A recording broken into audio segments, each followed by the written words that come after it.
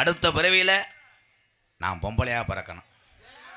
எவனாவது ஒருத்தி அடிச்சு கிடப்பேன்ல, இல்லை சண்டை சத்தம் போட்டு அடிச்சு கிடப்பேன். தம்பி உங்களுக்கு இந்த தொங்காசு பேசினா வேமா சிரிப்பாங்க பூரா காலி பயலுங்க.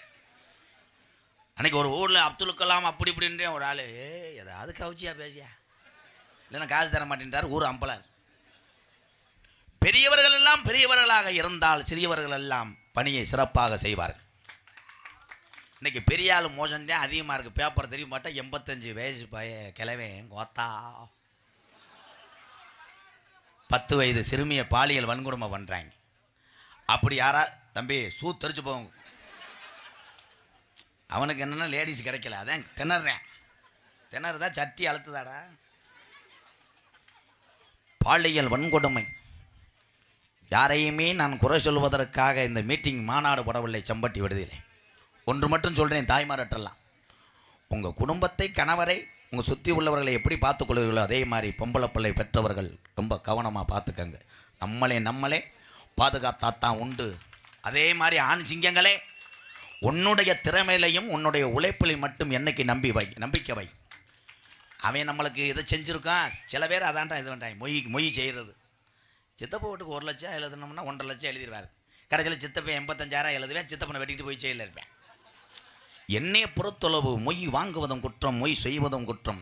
என் மக காஜிமியாவுக்கெல்லாம் நான் காது ஊற்று வைக்கும்போது எத்தனை உறவுகள் வரையில அத்தனை உறவுகளுக்கு நான் செய்வேன். என் மகளுக்கு உங்களுடைய ஆசீர்வாதம் இருந்தால் மட்டும் போதும்.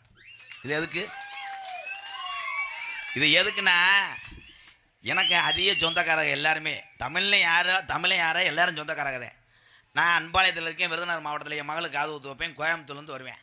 வந்து 2000 ரூபா எழுதிட்டு போயிடுவேன் அவன் பஸ்ஸில். நான் திருப்பி 12,000 செலவு பண்ணி காரை பிடிச்சிட்டு கூகுள் மேப் இந்த கண்டாளி மக பேசி எங்கிட்ட அது வரும்போது என் சிலம்பு பார்த்த வேலை இவங்க பேசிக்கிட்டே சிரிச்சிட்டு வந்தாங்க. 300 மீட்டரில் இடது பக்கம் திரும்பவும் நேராக செலவுன்னு கொண்டு போயிட்டான்டா. முண்டை காரைக்குடி போயிட்டான். காரைக்குடி போகும்போதே நான் பார்த்தேன், ஒரு பேக்கரிக்கிட்ட கிராஸ் ஆகும்போது பார்த்துட்டேன். மாநகரியில் ஆமாம் பேக்கரி காரைக்குடி உங்களை அன்போடு வரவேற்குன்னு கொடுத்தாங்க டேலை. ஆனால் என்னைக்கு என்னை கொண்டு போய் ராமேஸ்வரத்தில் கலப்பு கழிக்க போகிறாங்கன்னு தெரியல. இவனாவது பரவாயில்ல. இதுக்கு முன்னாடி அந்த டிராக்டர் டிரைவர் நம்ம உரிமையாக மாதிரி அவன் கட்டிங்க போட்டுட்டு அன்றைக்கி அப்படித்தான் பிஞ்சை காட்டில் அடிச்சிட்டேன். நான் கேட்டேன் எதுக்குடா பிஞ்சை காட்டினேன். இல்லை ஒரு உழவு உறிஞ்சு ஓட்டிக்கிட்டு இருந்தேன். எதை நம்ம காரை இனோவாவை இது வராலப்பா. யார் என்னென்ன வேலை செய்யல அது தூக்கத்தில் கனவுல வரேன். நான் 20 வருஷத்துக்கு முன்னாடி 2 நாடகம் நடந்துட்டு 3ஆவது நாடகம் மழை பெஞ்சு நின்று போச்சு. வீட்டில் படுத்து கிடக்கும்போது பட்டக்குன்னு கட்டில் எந்திரிச்சு கோமாளி வந்துட்டேன்ட்டேன். என் தம்பி ஒரு அரைஞ்சேன். இப்போ வரவேன்னா அப்புறம் படுறா முண்டேன்ட்டேன். இதில் ஒரு ஆள் டிரைவர் படுத்து கிடந்தவன். அவனுக்கு கனவு வந்திருக்கு. பக்கத்தில் கிளீனர் படுத்து கிடந்திருக்கேன். தூக்கத்தில் வந்தவனே அவனுக்கு லேசாக ஓக்காமாக்க கீராடுன்னு பிடிச்சி அவையராட்டை போட்டேன். ஃபஸ்ட்டு செகண்டு தேர்டுன்ட்டேன். காலையில் சொல்லியிருக்கேன் என்ன 2வது கீரை இடிக்குது முண்டை இங்கே பூரா துடிக்குதுடா அப்படின்னு. நல்ல வேலை ஆரன்னு நினச்சி வெதரில் அமைக்கின்னு தானே இந்நேரம் பாலியல் வன்கொடுமை போயிட்டேன். இதெல்லாம் உரிமையாக நல்லா சிரிப்பியே. ஆனால் உரிமையாக ஒரு மனுஷன்று அவன்கிட்ட நாடகம் கொடுத்தேவார். அவனே முண்டை கிறுக்கு முண்டை. ஆனால் சும்மா சொல்கிறேன் பாவம். அவன் நல்ல ஒரு தம்பி. வாழ்த்துக்கள் தம்பி. நான் இன்றைக்கி சென்னை போகிறது எங்கள் அப்பாட்ட பேசுனதுனால இந்த புண்ணிய பூமிக்கு நான் வர வைத்தது என்னுடைய சாமி தான். இங்கே தரும முனீஸ்வரன் காளி முனீஸ்வரன் 2 ஒரே தெய்வம் தான். இந்த சாமி தான் என்னை வர வச்சிருக்கு. இல்லை என்றால் எங்கள் டேரக்டரை பார்க்குறதுக்காக நான் சென்னை போக வேண்டியது. இதே ஃபோனை நான் எடுத்திருந்தேன்னா வரமாட்டேன்னு சொல்லியிருப்பேன். சாமி இருக்குடா அதுக்கு அடுத்த நாடகத்துக்கு நீ போனடி சூத்தரிச்சு போவேன் வர வேண்டிய. ஏன்னா இவன் பொண்டாட்டி மாதிரி படுத்துவானாப்பா. ஒரு பெரிய பாரதிராஜா மாதிரி அண்ணே டான்ஸ் அப்படி இப்படி நீ பண்ணு. இதில் சில பேர் என்கிட்ட ஃபோன் அடித்து பயில கேட்குறேன், ஏன்னா டான்ஸை கட்டி பிடிக்கும் போது மூடு வருமானே. ஆமாம் நான் பிட்டு படமில் அடிச்சுக்கிட்டு இருக்கேன். டான்ஸ் என்பது என்னை பொறுத்தளவு அக்கா தங்கச்சியால் தான். இது ஒரு கலை. எந்த ஒரு கலையாக இருக்கட்டும். இங்கேயே எத்தனையோ தாய்மார் இருக்குங்க. எல்லா தொழிலுக்காக தாய்மார்கள்லாம். நாடக உலகம் மட்டும் கிடையாது, கிராமிய கலை ஆடலும் பாடலும் எல்லா கலைகளிலும் இருக்கக்கூடிய ஆண்களை விட பெண்களே உயர்ந்தவர்கள்.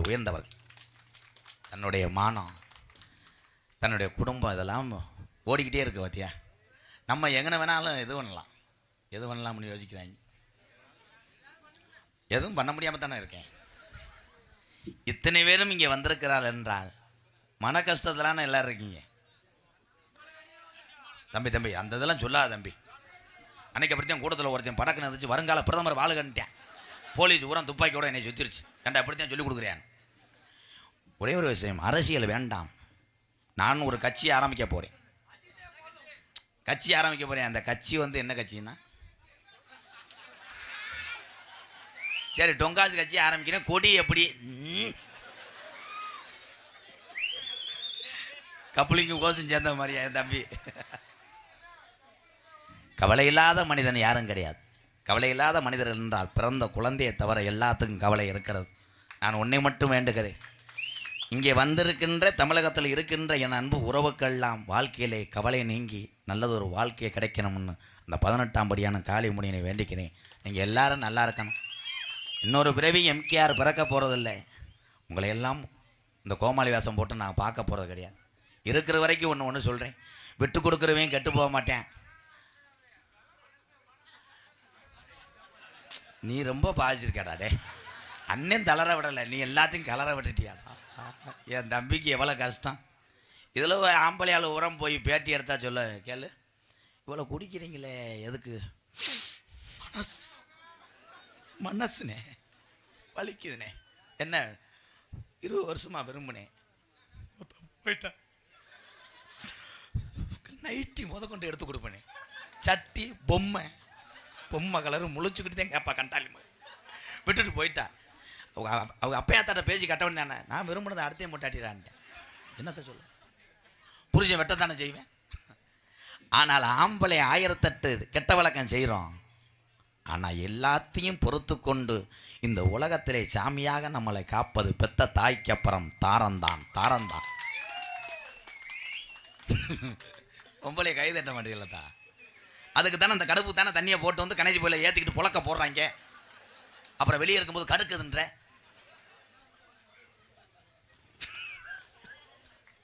அஞ்சு வாரம் எங்கள் அண்ணன் சிரிப்பேன். ஏன்னா அந்த காலத்தில் எங்கள் ஐயாலாம் நாங்கள் சரியாக செம்பரி ஆடு வச்சுருந்தோம், ஆடு மாடெல்லாம். அந்த ஆடுக ஒழுங்காக மேயலைன்னு சொல்லிட்டு எங்கள் அப்பத்தாவத்தையும் போட்டு எங்கள் ஐயா அடிப்பார். இங்கே வாடி முண்டேன்டுவார், என்ன சட்டார்னு அரைப்பார். எங்கள் அப்பத்தா என்னை கூப்பிடு, எதுக்குடா அவங்க ஐயா அடித்தேன்? ஆடு களி தான், அதனால் அடித்தார். நாசமாக போக அம்புட்டு அடிபத்தாலும் 15 பிள்ளையை பத்தா எங்கள் அப்பத்தா. காரணம் மூடிஸ்த கண்டாரளி முண்டை. யாரு என்னப்பா இன்னைக்கு ஒன்றுக்கு தான் இங்கே என் தம்பிகளுக்கு பூரா ஒரே கவலை, பொண்ணு கிடைக்கல. என்னப்பா பொண்ணு கிடைக்கல என்றும் மனதை தளர விடாதே இளைய சமுதாயமே. உனக்கு அண்ணன் ஒரு ஐடியா சொல்கிறேன். பொண்ணு கிடைக்கலன்னா 2 பேரும் சேர்ந்து மாற்றி குனிஞ்சுக்கிட்டு செருப்பு எடுத்து அடிச்சுக்க. சட்டான் ஆம்பளையா பிறப்பையாடா சாங் ஸ்டார்டிங்.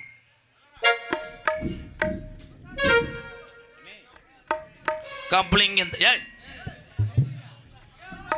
தென்பாண்டி ராமன் நாடு நம்ம தேசப்பிதா அப்துல் கலாம். தென்பாண்டி ராமன் நாடு தேசப்பிதா அப்துல் கலாம். தென்பாண்டி ராமன் நாடு ராமேஸ்வரம் படுத்திருக்காரு அவர்தான் அப்துல் கலாம். கமான் என் தம்பிகளுக்கெல்லாம் கைதட்டலாம். ஒரு வீர தமிழன், ஒரு உத்தம தமிழன், ஒட்டுமொத்த நாட்டுக்கு தமிழன் என்று காமித்தவன் ஏபிஜே அப்துல் கலாம் ஐயா. கைதட்டலாம் என் அன்பு தங்கங்களே, எங்க அண்ணன் தம்பிகளே, அக்கா தங்கச்சிகளே. Come on Kalam, camera full focus.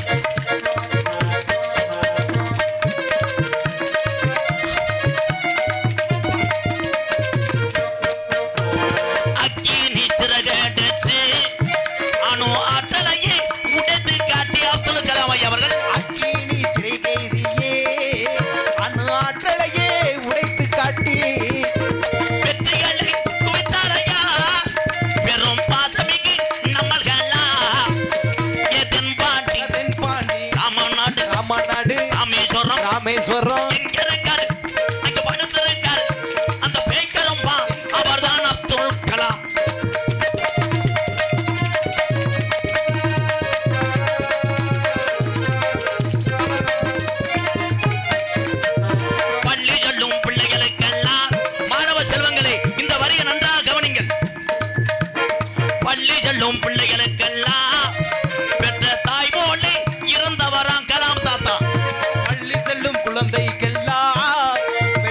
தாய் போலே இருந்தவரா விசில் வராம கள்ளிவளம் தந்தாரையா இளைஞர்கள் நன்றாக கவனிங்கள்.